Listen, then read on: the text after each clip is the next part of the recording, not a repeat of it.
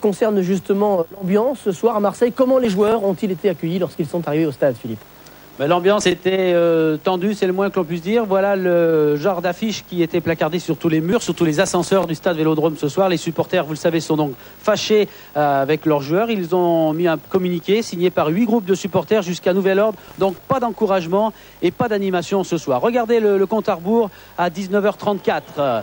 Le stade se remplissait tout doucement. Il y avait à ce moment-là 19 000 spectateurs. Et au moment de l'arrivée des Olympiens,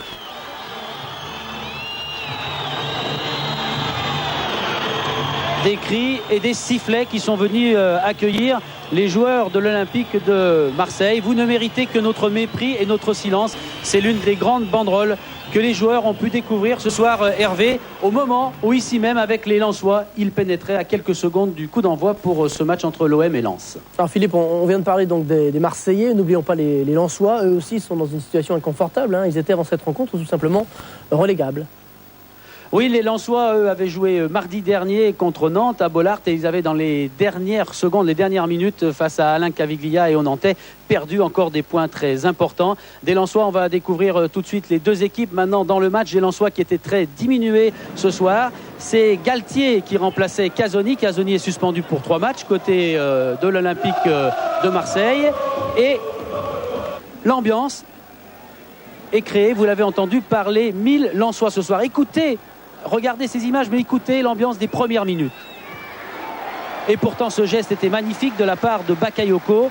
Quelques applaudissements, c'est vrai, mais ils étaient 49 000 ce soir. La plupart des supporters, pour l'instant, sont muets du côté de l'Olympique de Marseille. Marseille qui pousse, qui veut essayer de déclencher ce match avec Robert Pires, une première occasion, et ce ballon est dans le petit filet. Bien évidemment, Bernard Casoni, vous vous en doutez, a demandé à ses joueurs de pousser, d'entrer pour essayer de mettre à mal ces Lensois qui doutent également et pour essayer de faire pencher le ballon et la balance du bon côté.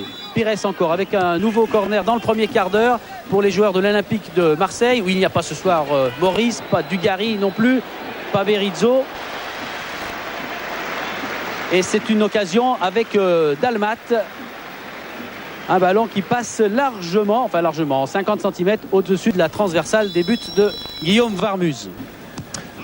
Voilà, Thierry Burgalère qui est dans le quart, qui est en train de diriger la suite des opérations dans ce vestiaire.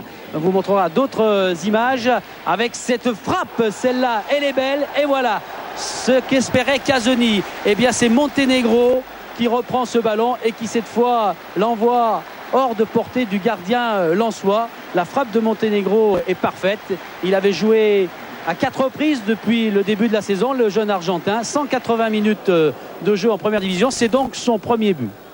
Avec un ballon convoité par Roll.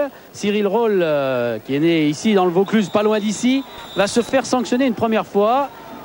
Madame Perron-Labbé a bien raison. Roll, lui, a tort de rouspéter. Et Monsieur Lermite va lui adresser donc un carton jaune pour contestation.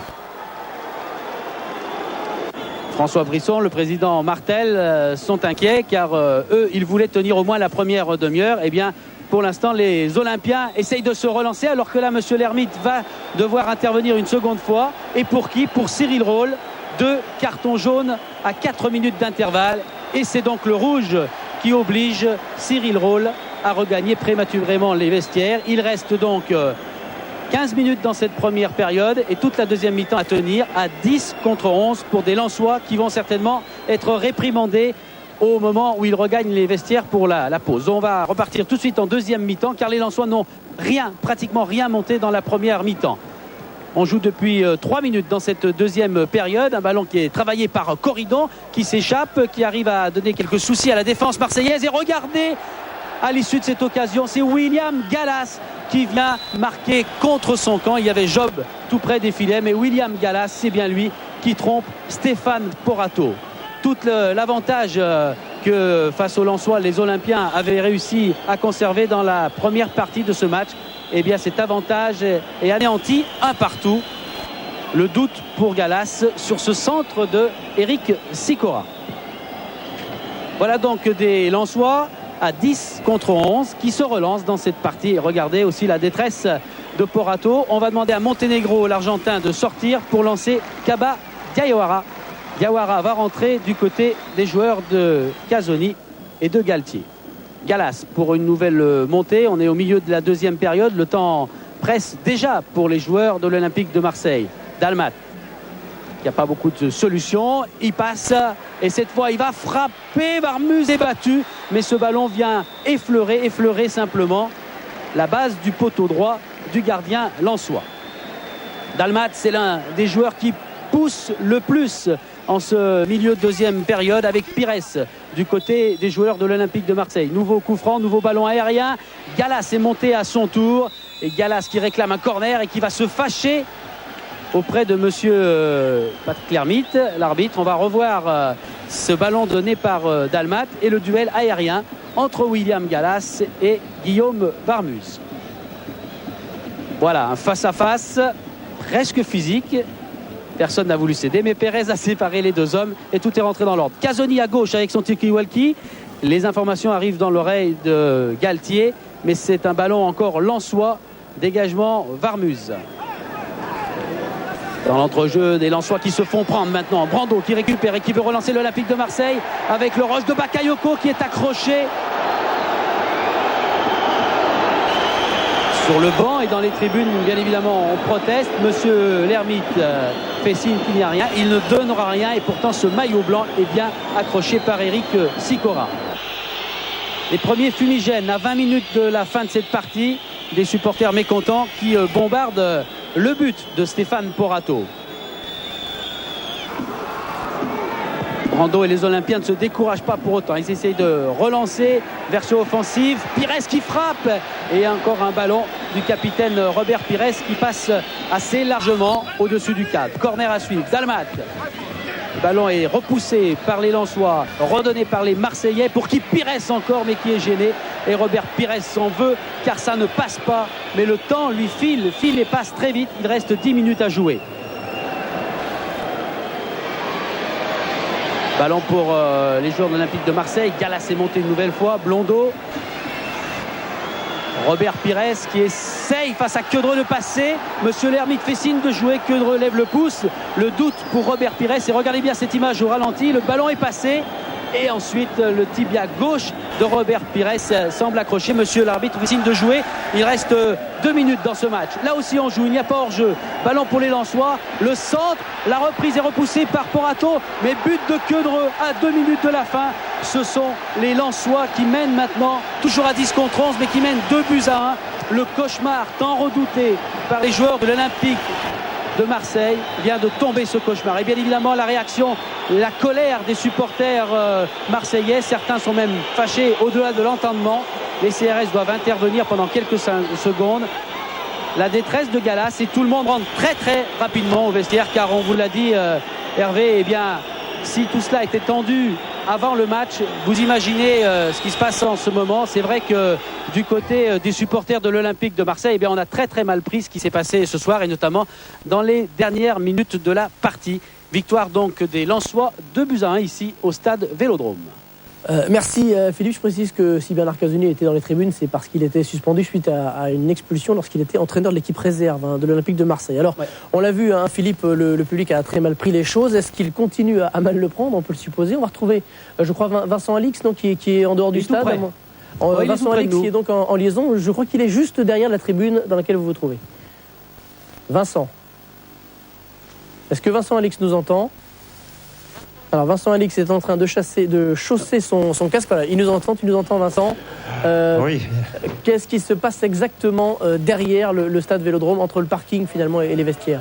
Écoutez, on est dans le couloir des vestiaires, tout près du vestiaire marseillais, évidemment. Dans le vestiaire marseillais, c'est très pesant et on peut le comprendre aisément. Bernard Casoni devrait sortir dans quelques minutes. Les joueurs ont commencé à sortir et à se diriger. On va essayer de regarder ce qui se passe.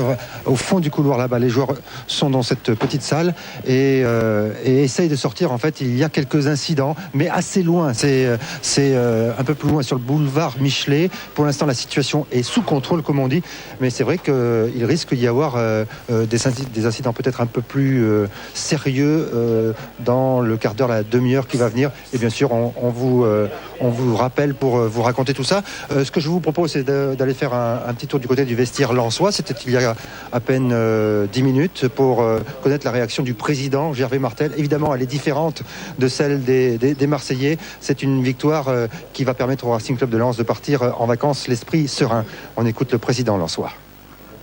Gervais Martel, est-ce qu'on peut dire que le Racing Club de Lens part en vacances l'esprit serein après ce qui s'est passé ce soir ici à Marseille? C'est sûr qu'on part en vacances l'esprit meilleur qu'au bout de la première mi-temps, parce qu'on était mené à 0, on joue à 10 et bon, je crois que les joueurs sont accrochés en seconde mi-temps et pour essayer de revenir. Bon, après il faut un peu de réussite, c'est ce qu'on a eu ce soir. Mais bon, c'est vrai que c'est un résultat pour nous inespéré. On est de se faire battre par Nantes sur notre terrain, donc on avait à cœur de venir prendre au moins un point ici à l'OM. On en prend 3. Bon, je crois que c'est bon pour préparer la deuxième partie de saison. C'était un match très particulier, on l'a senti dans une ambiance très particulière. Est-ce qu'on peut dire que le Racing a su profiter de ce contexte? C'est marrant parce qu'en première mi-temps, nos joueurs sont pas bien rentrés dans le match. Alors que bon, il y avait pas de bruit du public, il y avait une équipe marseillaise qui me semblait un peu fébrile. Puis on est mieux rentré lorsqu'on était mené à 1-0. C'est un peu le paradoxe de Lens cette saison, qui réagit après être mené. Bon, puis il faut reconnaître qu'en seconde mi-temps à 10, ils sont défoncés. Et je crois qu'on a vu 10 joueurs qui ont envie de faire un résultat et on était récompensés. Bon, moi je trouve que c'est un peu dommage pour l'Olympique de Marseille, parce que l'Olympique de Marseille c'est un club qu'on aime bien. Bon, voir les incidents comme j'ai vu à la fin du match, je crois que dans toute chose, comme dans la victoire, comme dans la défaite, il faut toujours garder tête froide et l'OM va revenir de toute façon. On a retrouvé Robert Pires et les joueurs de l'Olympique de Marseille qui sont en train de quitter les vestiaires et le stade. Hervé, Robert, on vous a vu votre mine, on hésitait presque à vous demander une réaction. Quelle est la vôtre? Nouvelle déception, parce que avec tout ce qui se passe en ce moment, c'est vrai que c'est pas facile, c'est même difficile. Maintenant, sur le match, c'est dommage parce qu'on avait fait vraiment ce qu'il fallait. Il y avait une volonté de notre part de réagir, c'est ce qu'on a essayé de faire. Malheureusement, je crois que quand monsieur l'arbitre verra ces images, notamment ce penalty partout, quand il me dit que je joue le penalty, je crois qu'à partir de là, quand il y a faute, il faut sanctionner. Là, à partir de là, on est dans une série noire. Pardon, donc c'est difficile. Nous, on voulait bien terminer l'année ici au Vélodrome par une victoire. Malheureusement, c'est par une défaite qu'on finit. Et Robert, vous allez tenir, vous allez rester à Marseille avec les copains, vous allez tenir jusqu'au mois de mai? Écoutez, ça je sais pas. En tout cas, moi j'ai dit que je voulais rester à partir du moment où il y avait des conditions. Et les conditions, bien sûr, c'est quelques renforts, tout simplement parce que tout le monde voit et tout le monde s'aperçoit qu'on en a besoin. Donc à partir de là, les vacances, il y a 15 jours de vacances. J'aurai le temps de bien analyser la situation et puis surtout de partir et puis de revenir sur de bonnes bases pour le début de l'année 2000. Robert, vous êtes le capitaine, vous allez parler au président, demander à l'entraîneur de discuter avant de partir quelques jours en repos?